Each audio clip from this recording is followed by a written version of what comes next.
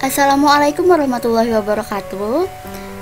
Pada mata kuliah Bumi dan Antariksa kali ini, kami akan menjelaskan materi mengenai tata surya. Adapun presentator pada materi kali ini adalah dari kelompok 2, yakni Ade Rizkyana Adini, Afifah Indra Utami, Ahmad Zulkarnain, Lina Roshida, dan Sherwina Ranisa. Topik yang akan kami bahas pada materi tata surya ini adalah pertama-tama tentunya kita perlu mengenal terlebih dahulu tentang tata surya. Kemudian yang kedua, matahari, yang ketiga planet, yang keempat planet di tata surya, yang kelima asteroid, yang keenam komet, dan yang terakhir adalah meteorit, meteor, dan meteorit. Langsung saja pada materi pertama, di sini saya Afifah Indra Utami akan menjelaskan mengenai mengenal tata surya. Yuk kita kenalan dulu sama yang namanya tata surya. Wah, bagus sekali ya. Jadi tata surya ini sangat luas, dimana tata surya ini terdiri dari suatu bintang yang sangat terang dan sangat panas yang bernama matahari. Matahari ini berperan sebagai pusat dari tata surya, di mana dia akan mengikat objek-objek atau benda langit yang berada di tata surya ini, seperti planet, kemudian meteorit, asteroid, dan komet. Setelah kita mengenal mengenai tata surya, kita juga perlu kenal sama bagian-bagian yang ada dalam tata surya. Apa aja sih? Yuk kita lihat. Nah, dari gambar ini kita bisa melihat ada beberapa bagian dari tata surya. Yang pertama adalah pada bagian tengah. Kita bisa lihat di situ ada bulatan di tengah-tengah. Nah, itu adalah matahari, di mana matahari ini berperan sebagai pusat tata surya. Kemudian ada lingkaran putih di sekitar matahari. Di sana terdapat 3 buah planet.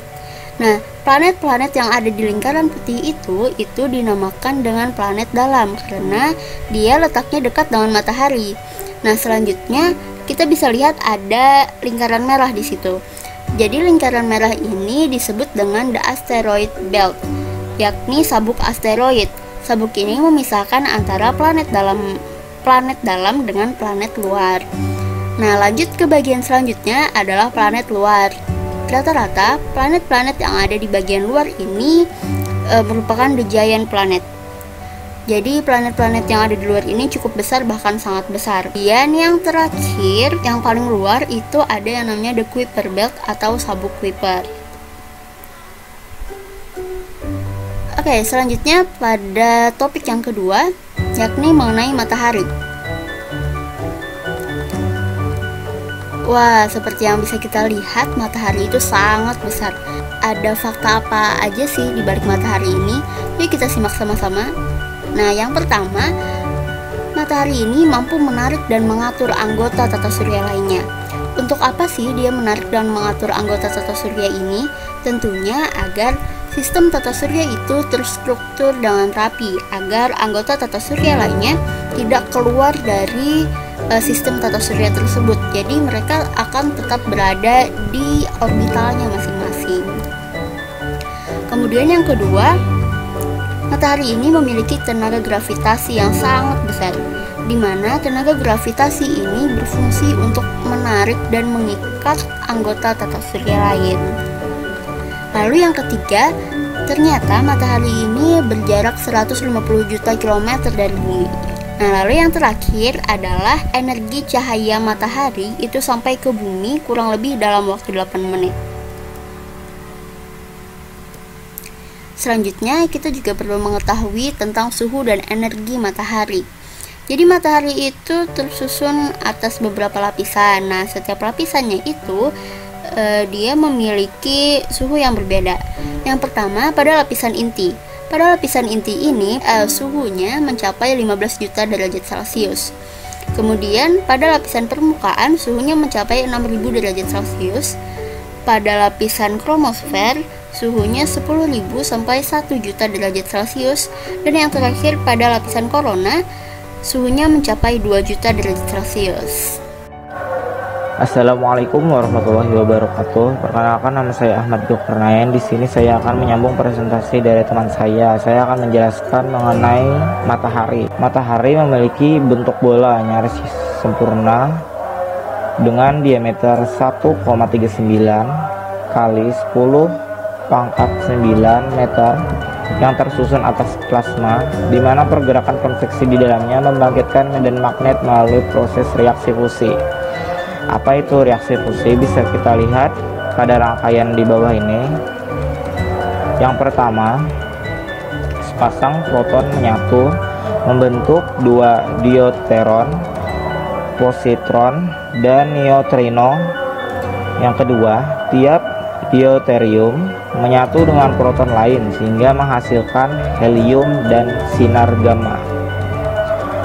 Yang ketiga, dua helium menyatu hingga menghasilkan beryllium.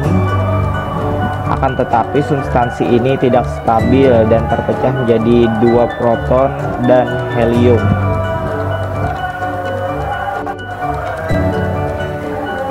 Selanjutnya, terbentuknya matahari. Seperti semua bintang, matahari terbentuk dari awan, gas, dan debu yang sangat mengerut. Partikel gas di tepi luar awan itu, nebula, mulai jatuh ke pusat, dan gravitasi partikel-partikel ini bersama-sama menarik atom lebih banyak lagi. Selama 10 juta tahun, awan gas itu bertambah memampat dan panas. Kemudian suatu perubahan penting terjadi pada intinya. Karena tarikan gravitasi, tekanan yang makin besar memaksa inti atom berpadu dalam proses fusi nuklir dan mengeluarkan energi sangat besar. Begitu api intinya menyala, matahari telah menjadi bintang.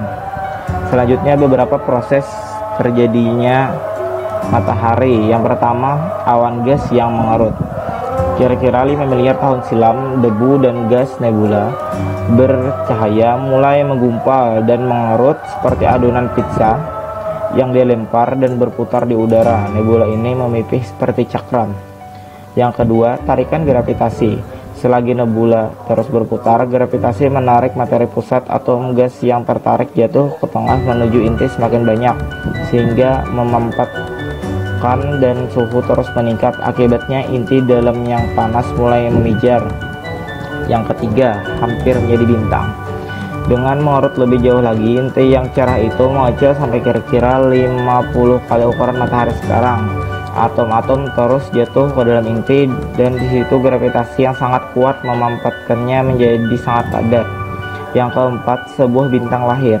Setelah mengecil terus selama 10 tahun, matahari mudah menjadi mantap pada ukuran sedikit di atas ukurannya yang sekarang. Suhu intinya telah mencapai 10 juta Kelvin dan reaksi inti pun mulai. Yang kelima, matahari sekarang. Pada umurnya sekarang 4,6 miliar tahun atau 5 miliar tahun, matahari telah membakar kira-kira setengah hidrogen dalam intinya. Pembakaran ini akan terus berlangsung selama 5 miliar tahun lagi. Teori tentang panas dan cahaya matahari. Sering timbul pertanyaan, dari mana asal atau timbulnya panas cahaya matahari? Dari pertanyaan tersebut muncul beberapa teori, diantaranya sebagai berikut. Yang pertama, teori meteor. Dikemukakan oleh J.R. Mayer yang mengatakan bahwa karena matahari memiliki massa yang cukup besar, maka mampu menarik meteor-meteor dalam jumlah besar. Meteor-meteor tersebut berjatuhan di permukaan matahari yang menimbulkan tumbukan-tumbukan. Akibat dari tumbukan tersebut menimbulkan panas yang dimiliki oleh matahari. Yang kedua, teori kontraksi. Dikemukakan oleh Helmholtz mengatakan bahwa panas matahari terpancar karena bola matahari mengalami pengkerutan atau kontraksi. Yang ketiga, teori radioaktif. Panas dan cahaya matahari timbul karena ada proses radioaktif di bola matahari. Yang keempat, teori reaksi inti. Dikemukakan oleh Bethe pada tahun 1939. Seorang fisikawan bernama Hans Bethe berpendapat bahwa energi matahari berasal dari reaksi nuklir, yaitu reaksi fusi. Dalam reaksi tersebut, penggabungan 4 atom H menjadi 1 atom HE disertai pembebasan energi. Reaksi ini berlangsung di dalam inti matahari yang suhunya sangat tinggi. Di dalam inti matahari, setiap detik sebanyak 630 juta ton hidrogen diubah menjadi 624,5 juta ton helium. Perambatan energi matahari dari inti dengan cara difusi radioaktif ke lapisan luar inti gas yang panas akan naik ke permukaan sampai pada lapisan fotosfer, dan akhirnya energi matahari akan terlepas ke angkasa luar. Susunan matahari secara fisik terdiri atas 4 lapisan, yaitu lapisan inti, lapisan fotosfer, lapisan kromosfer, dan lapisan korona. Yang pertama, lapisan inti. Inti matahari merupakan pusat dari matahari. Diameter lapisan ini kurang lebih 500.000 km, tebalnya sekitar 175.000 km. Pada bagian ini terjadi reaksi fusi sehingga suhunya sangat tinggi mencapai 15 juta derajat Celcius. Yang kedua, lapisan fotosfer. Fotosfer adalah lapisan matahari yang dapat kita lihat. Lapisan ini sering disebut juga lapisan cahaya atau cakram matahari. Tebal lapisan ini hampir 130.000 km. Suhu fotosfer bagian dalam sekitar 6.000 derajat Celcius. Pada permukaannya juga ada yang suhunya kurang dari 6.000 derajat Celcius sehingga tampak seperti noda atau bintik-bintik hitam karena suhunya lebih rendah dibandingkan dengan sekitarnya.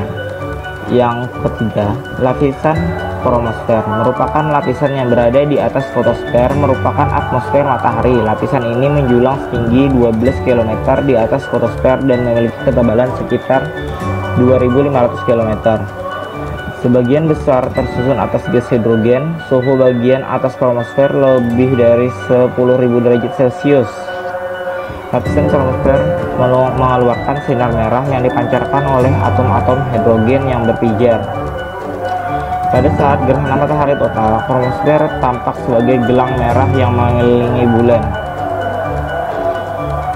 Yang keempat, lapisan korona merupakan lapisan matahari yang terkeluar. Korona mudah dilihat pada saat terjadi gerhana matahari total. Hal ini dikarenakan karena matahari yang sangat menyilaukan tertutup bulan, dan korona tampak sebagai cahaya putih keabu-abuan berbentuk seperti mahkota yang melingkari matahari. Korona jauh lebih panas daripada kromosfer. Suhunya mencapai 2 juta derajat Celcius. Akibatnya korona mengambang sangat cepat dalam ruang hampa. Jadi pada susunan ini terbagi jadi 2. Yang pertama ada dalam matahari dan yang kedua ada di atmosfer matahari. Fenomena di permukaan matahari.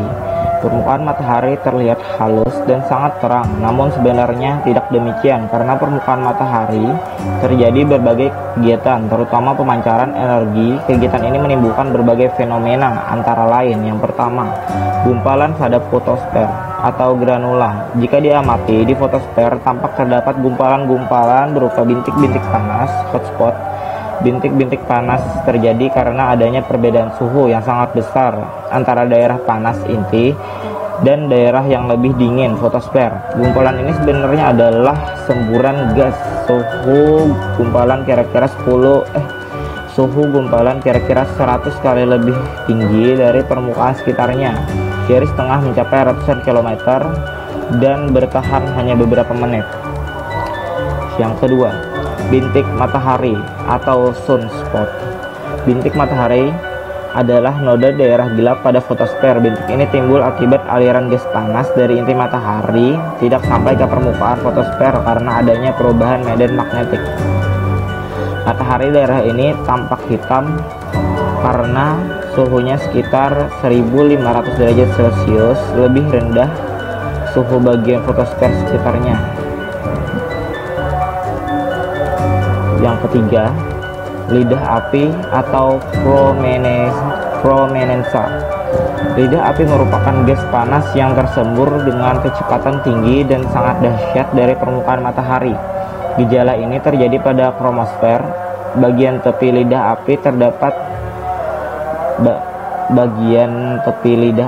dapat menjulur keluar sejauh ribuan kilometer dari permukaan matahari. Tingginya dapat mencapai 1 juta kilometer, bahkan lebih.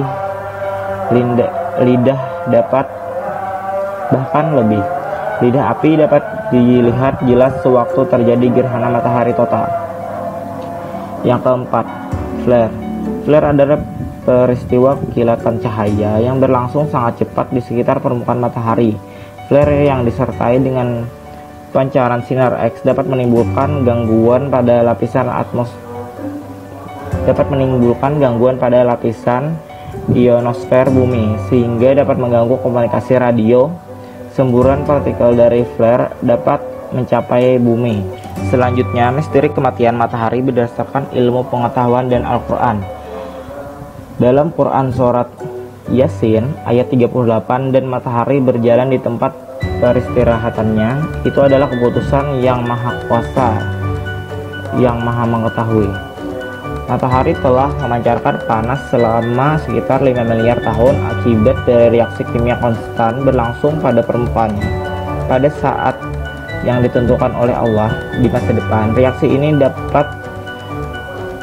ini pada akhirnya akan berakhir, dan matahari akan kehilangan semua energi dan akhirnya mati. Dalam konteks ini, ayat di atas dapat dijadikan acuan bahwa pada suatu hari energi matahari akan segera berakhir. Allah Maha Tahu akan kebenarannya. Selanjutnya, pada Quran surat At-Takwir ayat 1, ketika matahari dipadatkan dalam kegelapan, ayat yang muncul dalam deskripsi hari kiamat memberitahu kita bahwa seperti waktu itu akan datang. Waktu tersebut hanya diketahui oleh Allah. Selanjutnya, Quran surah Ar-Ra'd ayat 2, Allah lah yang meninggikan langit tanpa tiang, sebagaimana yang kamu lihat. Kemudian dia bersemayam di atas arsy dan menundukkan matahari dan bulan, masing-masing beredar hingga waktu yang ditentukan. Allah mengatur urusannya, menjelaskan tanda-tanda kebesarannya supaya kamu meyakini pertemuanmu dengan Tuhanmu. Selanjutnya, Quran surah Fatir ayat 13, dia memasukkan malam ke dalam siang dan memasukkan siang ke dalam malam, dan menundukkan matahari dan bulan masing-masing berjalan menurut waktu yang ditentukan.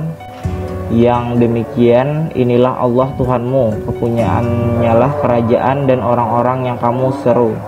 Selain Allah tiada mempunyai apa-apa walaupun setipis kulit ari. Penggunaan kata musamman dalam ayat di atas menunjukkan bahwa masa hidup matahari akan berjalan untuk jangka waktu tertentu. Analisis ilmiah tentang akhir matahari menjelaskan sebagai mengkonsumsi 4 juta ton matahari kedua, dan mengatakan bahwa matahari akan mati ketika bahan bakar yang dimiliki semua telah dikonsumsi oleh matahari. Quran surat Al-An'am ayat 80, pengetahuan Tuhanku meliputi segala sesuatu, maka apakah kamu tidak dapat mengambil pelajaran di dalamnya? Semua kejadian di bumi maupun yang belum terjadi telah tertulis di dalam Al-Quran, dan segala yang ada di Al-Quran itu pasti akan terjadi. Kita sebagai umat harus mengambil pelajaran ini untuk lebih dekat dengannya. Assalamualaikum warahmatullahi wabarakatuh. Saya Ade Rizwinanini. Di sini saya akan melanjutkan presentasi dari teman saya sebelumnya. Di sini saya akan menjelaskan tentang planet secara umum. Planet disebut juga dengan nama bintang beredar. Sebutan ini digunakan untuk membedakan dengan bintang tetap yang disebut dengan bintang sejati, yang posisinya di bola langit selalu tetap. Perbedaan lain adalah pada cahaya. Planet tidak memiliki cahaya sendiri, tetapi memantulkan sinar atau cahaya matahari. Sedangkan bintang sejati memiliki cahaya sendiri. Di bola langit, bintang sejati terlihat berkedip-kedip, sedangkan planet tidak. Penelitian tentang planet telah berlangsung sejak lama. Hal ini dibuktikan dengan lahirnya teori-teori yang mengungkap tentang planet.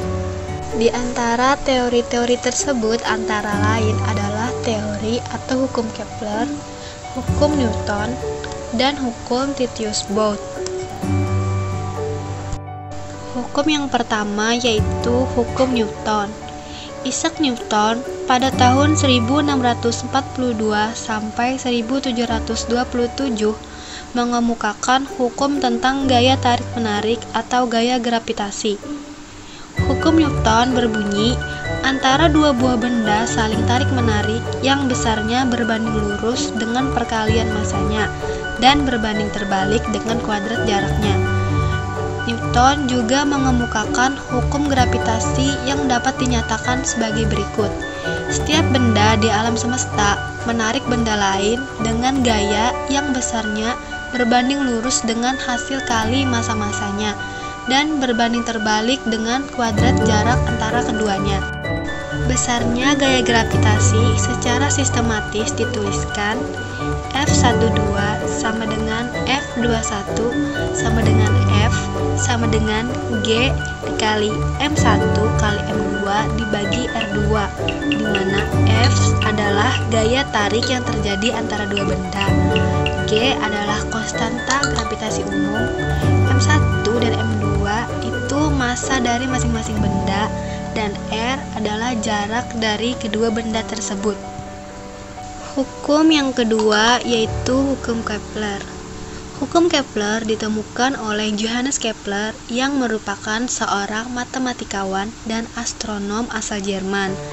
Sebelum Kepler mengemukakan hukumnya tentang gerak planet yang mengelilingi matahari, manusia zaman dahulu menganut paham geosentris, yakni paham yang membenarkan bahwa bumi adalah pusat alam semesta.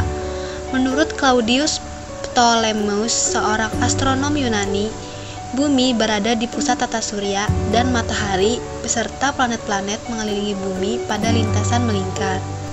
Tahun 1543, astronom asal Polandia bernama Nicolaus Copernicus mengemukakan model heliosentris, yakni bumi beserta planet-planet lainnya yang mengelilingi matahari pada lintasan melingkar. Namun, kedua model tersebut masih memiliki kekurangan, yaitu tidak ada keselarasan antara lintasan dan orbit planet. Kemudian, pada tahun 1609, Kepler menemukan bentuk orbit yang lebih cocok, yaitu berbentuk elips, bukan lingkaran, dan menjelaskannya dalam 3 hukum Kepler. Hukum Kepler yang pertama berbunyi, planet-planet beredar mengelilingi matahari melalui garis edar yang berbentuk elips dengan matahari berada pada salah satu titik apinya. Hukum ini menjelaskan bahwa jarak antara planet dan matahari tidak selalu sama, tetapi kadang dekat dengan matahari dan kadang jaraknya jauh dengan matahari. Hukum Kepler kedua berbunyi, dalam peredarannya mengelilingi matahari, planet-planet membentuk petak-petak atau bidang-bidang yang sama luasnya di dalam waktu yang sama. Hukum ini memberi penjelasan bahwa dalam peredarannya mengelilingi matahari, kecepatan planet tidak sama. Pada saat berdekatan dengan matahari, planet bergerak cepat. Jika berada pada posisi jauh dengan matahari, planet bergerak lebih lambat. Hukum Kepler ketiga. Hukum ini menjelaskan periode revolusi planet-planet yang mengelilingi matahari. Planet memiliki periode orbit yang lebih panjang ketika planet tersebut letaknya jauh dari matahari, dan planet memiliki periode orbit yang lebih pendek ketika planet tersebut letaknya dekat dari matahari. Kuadrat periode planet yang mengitari matahari sebanding dengan pangkat 3 jarak rata-rata planet dari matahari. Hukum Kepler yang ketiga dapat ditulis secara matematis seperti berikut, di mana T1 itu periode planet pertama, T2 periode planet kedua, R1 jarak planet pertama dengan matahari, dan R2 jarak planet kedua dengan matahari. Semua planet-planet dan kebanyakan dari bulan mereka atau satelit berputar berlawanan arah dengan putaran jarum jam, atau seperti dipandang dari jauh di atas belahan bumi utara di bumi. Kecepatan planet dan satelit pada orbit elips bervariasi dan besarnya berbanding terbalik dengan akar kuadrat jarak mereka dari matahari, sesuai dengan hukum Kepler tentang gerakan planet. Semua planet juga berputar pada poros mereka, walaupun ada beberapa yang tidak bisa dalam keadaan ini. Venus misalnya telah ditemukan berputar dalam arah kebalikan dari planet yang lain, sedangkan Uranus berputar hampir pada sudut siku-siku orbitnya. Kecepatan dari suatu planet sama dengan keliling garis edarnya yang dibagi oleh periodenya. Hukum yang terakhir yaitu hukum Titius-Bode. Banyak yang bertanya, bagaimana sih caranya menghitung atau mengetahui jarak antar planet ke matahari? Suatu metode sederhana yang dapat memudahkan dalam mengingat atau menentukan jarak rata-rata antara sebuah planet dengan matahari dalam satuan astronomis adalah hukum Titius-Bode. Disebut demikian karena metode ini pertama kali diperkenalkan oleh Johann Daniel Titius, seorang ahli fisika dan matematika berkebangsaan Jerman pada sekitar tahun 1766. Sedangkan Johann Bode, seorang astronom Jerman, adalah pendukung kuat metode ini. Bagaimana dapat menentukan jarak rata-rata antara suatu planet dengan matahari dengan hukum Titius-Bode? Titius-Bode menandai jarak antara planet dan matahari dengan angka-angka 0, 3, 6, 12, 24, dan seterusnya dengan menggandakan angka setiap bilangan kecuali untuk 0. 0 untuk Merkurius, 3 untuk Venus, 6 untuk Bumi, dan seterusnya. Kemudian setiap bilangan ini ditambah dengan 4 dan hasilnya dibagi dengan 10. Contoh, untuk planet Merkurius, planet terdekat dengan matahari, jaraknya dari matahari menurut hukum Titius-Bode adalah 0 ditambah 4, kemudian dibagi 10, hasilnya 0,4. Sedangkan untuk planet Venus, jaraknya dari matahari adalah 3 ditambah 4, kemudian dibagi 10, sama dengan 0,7. Sekarang, berapakah jarak planet bumi ke matahari? Tanda untuk planet bumi adalah 6. Kemudian angka 6 ini ditambah dengan 4 dan hasil penjumlahan ini dibagi dengan 10 sehingga jarak bumi ke matahari adalah 1. Perkenalkan, nama saya Lina Roshida. Di sini saya akan melanjutkan presentasi tentang planet-planet di tata surya. Berdasarkan jaraknya dari matahari, ada 8 planet yang kita kenal. Yang pertama, planet Merkurius. Planet Merkurius merupakan planet yang terkecil dan terdekat dengan matahari. Jarak planet Merkurius ke matahari yaitu 58 juta kilometer. Bentuk planet Merkurius ini mirip dengan bulan. Planet Merkurius juga mempunyai banyak kawah dan tidak mempunyai satelit alami serta atmosfer. Yang kedua, ada planet Venus. Planet Venus merupakan planet kedua yang dekat dengan matahari. Jarak Venus ke matahari adalah 108 juta kilometer. Planet Venus mengandung atmosfer yang terdiri dari 97% karbon dioksida dan 3% nitrogen. Adapun planet yang ketiga yang dekat dengan matahari adalah Bumi. Diperkirakan bahwa usia planet Bumi mencapai 4,6 miliar tahun. Serta jarak antara Bumi ke matahari yaitu 149 juta kilometer. Kemudian pada Bumi ini juga mempunyai lapisan udara atau atmosfer dan medan magnet atau magnetosfer. Lapisan udara ini sendiri terdiri dari troposfer, stratosfer, mesosfer, termosfer, dan eksosfer. Selanjutnya, planet yang keempat adalah planet Mars. Planet ini dijuluki dengan planet merah. Hal tersebut disebabkan karena adanya keberadaan besi 3 oksida di permukaan planet Mars. Diketahui juga bahwa di permukaan planet Mars ini terdapat kawah, gunung berapi, lembah, gurun, dan lapisan es.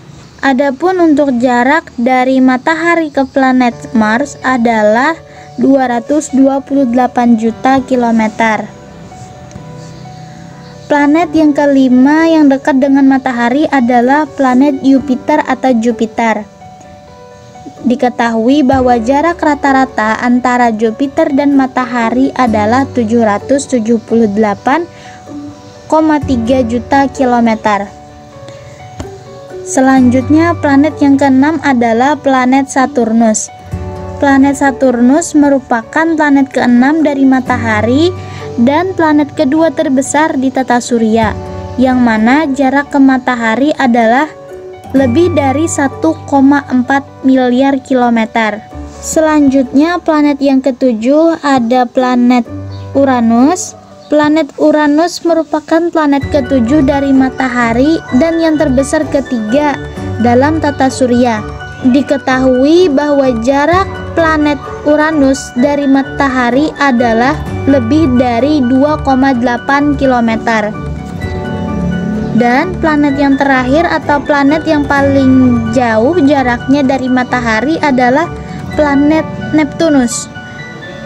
Planet Neptunus memiliki jarak ke matahari sekitar lebih dari 4,4 miliar kilometer.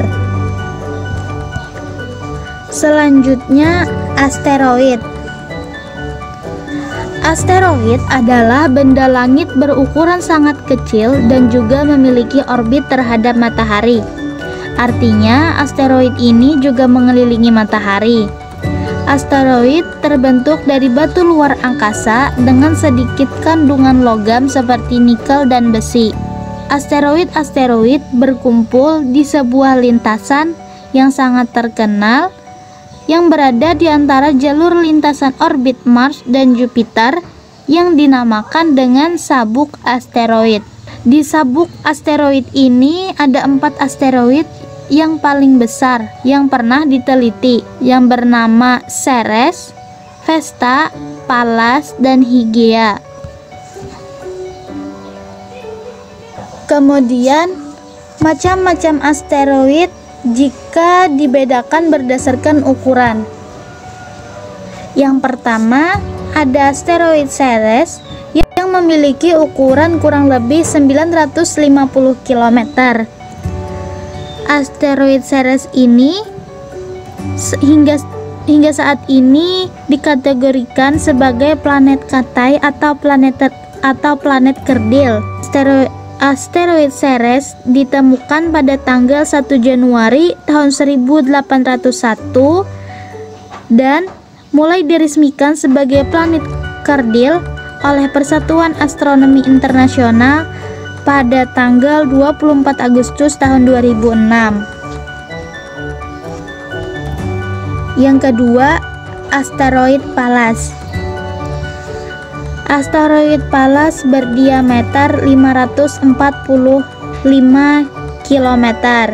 Asteroid Pallas ini ditemukan pada tanggal 28 Maret tahun 1802. Selanjutnya, asteroid yang ketiga adalah asteroid Hygiea. Asteroid ini termasuk asteroid yang cukup unik karena memiliki bentuk yang sedikit membujur dengan ukuran diameter 444 km. Asteroid ini sendiri ditemukan pada tanggal 12 April 1849 di Napoli, Italia. Asteroid yang keempat adalah asteroid Interamnia. Asteroid ini diperkirakan berukuran sepanjang 350 km dan ditemukan pada tanggal 2 Oktober 1910. Diketahui bahwa permukaan asteroid Interamnia ini sangat gelap dan jaraknya cukup jauh dari matahari. Selanjutnya, asteroid yang terakhir adalah asteroid Davida. Asteroid Davida memiliki ukuran 320 km di sabuk asteroid sistem tata surya. Asteroid ini ditemukan pada tahun 1903. Nama Davida sendiri disematkan oleh David Pectot, seorang profesor astronomi di Amherst College. Demikian presentasi dari saya, selanjutnya akan dilanjutkan oleh teman saya. Materi selanjutnya yaitu komet. Komet adalah benda langit yang tersusun dari berbagai material gas dan air yang mengeras menjadi es. Ukuran komet sendiri sebenarnya tidak terlalu besar. Diameter nukleus atau inti komet paling besar hanya 10 km. Komet juga memiliki lintasan mengelilingi matahari, tapi bentuknya eklips atau lonjong. Sesekali lintasan komet ini berada sangat dekat dengan matahari. Di saat inilah sebagian es yang ada pada komet menguap terkena panas matahari. Uap ini membentuk ekor komet yang panjangnya bisa ratusan kilometer. Komet dengan ekor panjang inilah yang sering terlihat dari bumi melalui teleskop tertentu. Komet yang paling terkenal bernama Komet Halley. Diumumkan pertama kali oleh ahli astronomi Edmond Halley tahun 1705. Komet Halley menghabiskan 75 tahun untuk satu kali orbit penuh, 75 kali lipat lebih lama dari bumi. Komet Halley terakhir terlihat pada tahun 1986, dan kemunculan berikutnya adalah pada tahun 2061. Selanjutnya itu meteoroid, meteor, dan meteorit. Meteoroid adalah batu-batu angkasa berukuran kecil-kecil yang melayang-layang bebas di angkasa dan bergerak cepat. Meteoroid ini memiliki ukuran rata-rata sebesar batu kerikil. Namun, tidak seperti benda-benda angkasa lainnya, meteoroid tidak memiliki lintasan yang beraturan dan tidak mengorbit kepada matahari. Selanjutnya itu meteor. Meteor merupakan meteoroid yang jatuh dan masuk ke dalam atmosfer bumi. Karena melayang-layang tidak jelas di angkasa, seringkali meteorit ini masuk ke bumi dan berubah namanya menjadi meteor. Ketika meteor jatuh ke dalam atmosfer bumi, maka akan terjadi gesekan dengan udara, sehingga benda tersebut akan menjadi panas dan terbakar. Meteor yang terbakar ini biasanya kita sebut dengan bintang jatuh. Selanjutnya itu meteorit. Meteorit merupakan meteor yang tidak habis terbakar dan mencapai permukaan bumi. Tumbukan meteorit yang sampai ke permukaan bumi ini sering membuat lubang-lubang besar di permukaan bumi. Salah satu contoh lubang yang dihasilkan dari meteorit ini adalah kawah meteorit Arizona di Amerika Serikat. Lebarnya sekitar 1265 meter. Untuk lebih jelasnya mengenai meteoroid, meteor, dan meteorit, dapat kita lihat video berikut.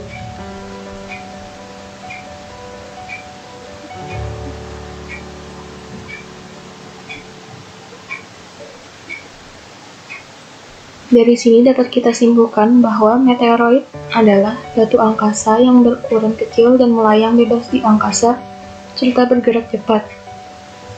Meteoroid yang jatuh dan masuk ke dalam atmosfer bumi ini yang disebut dengan meteor. Dan ketika meteor ini jatuh ke bumi, tidak habis terbakar dan mencapai permukaan bumi, ini yang disebut dengan meteorit. Demikian presentasi dari kelompok kami. Mohon maaf apabila ada kesalahan. Wassalamualaikum warahmatullahi wabarakatuh.